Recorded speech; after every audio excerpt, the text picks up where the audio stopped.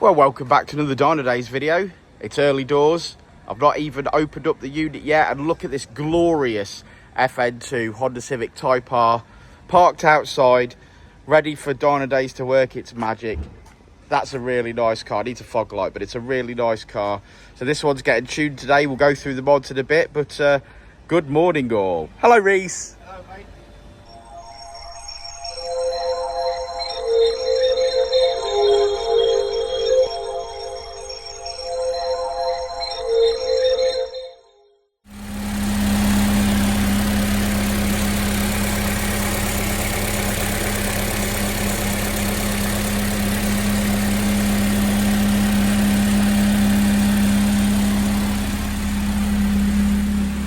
Well, she's up on the dyno.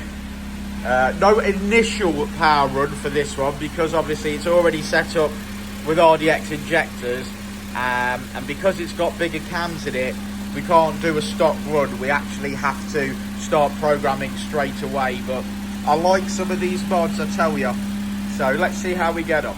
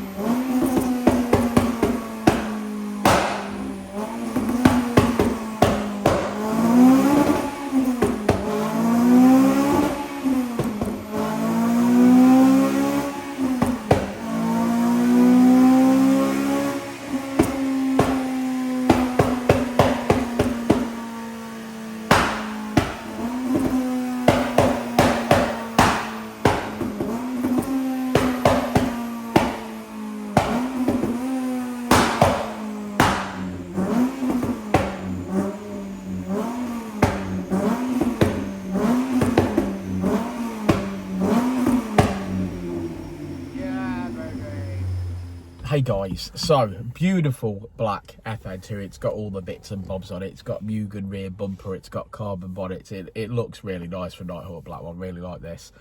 It's had a load of modifications, and the car arrived here from another Honda place that fitted a load of parts, etc. And our mandate today was to map it. Now, at this point in the video, you've already seen the flames coming out the back of this car.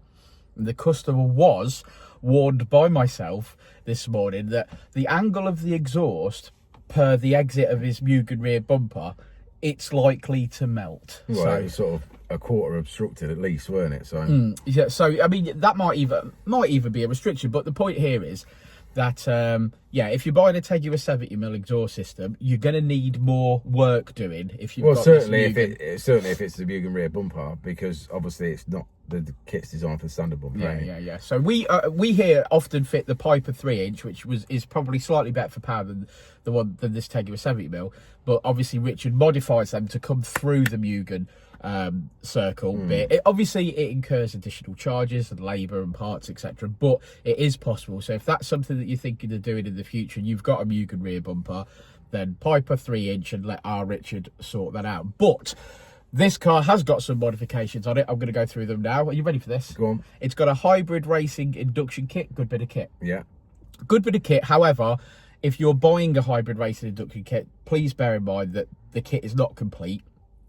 It was designed on an American model, so the battery relocation stuff doesn't work on it. It's a good bit of kit, don't get me wrong, but again, when we're fitting them, we end up having to use Richard relocates the battery.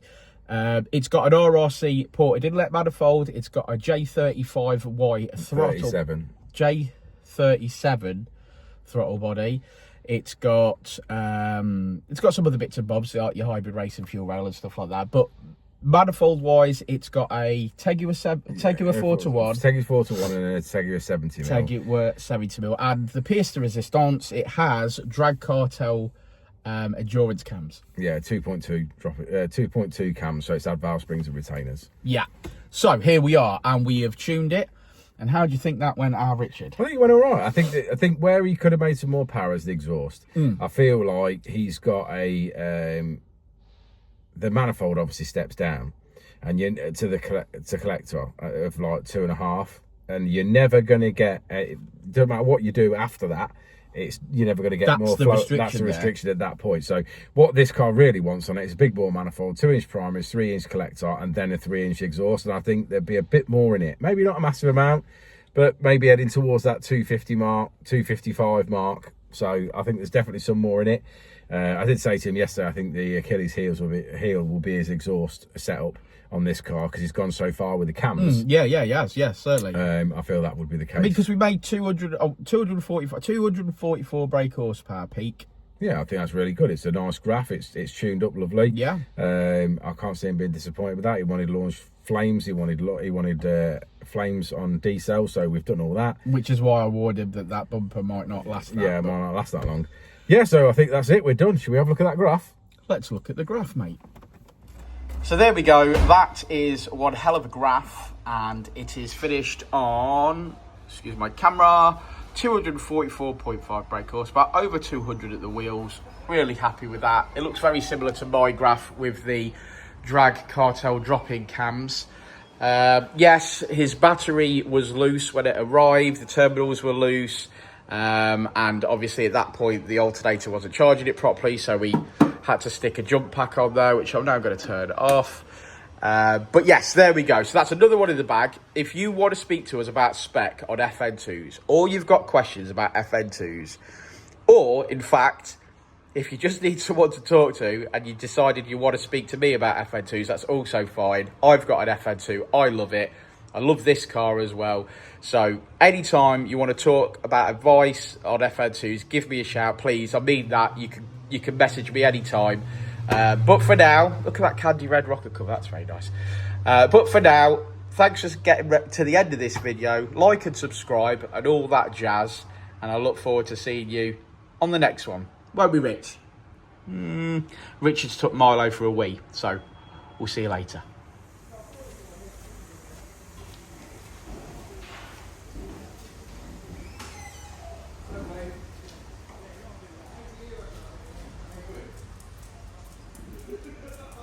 What's up? Ready to elevate your ride? Dynodaze Performance Parts has you covered. From exhaust to ECU remaps, we offer top-tier parts for peak performance. Our experts provide personalized tuning to match your driving style. Join our community of enthusiasts. Join thousands who trust Dynodaze for their performance needs. Visit DynodazePerformanceParts.com and transform your drive today.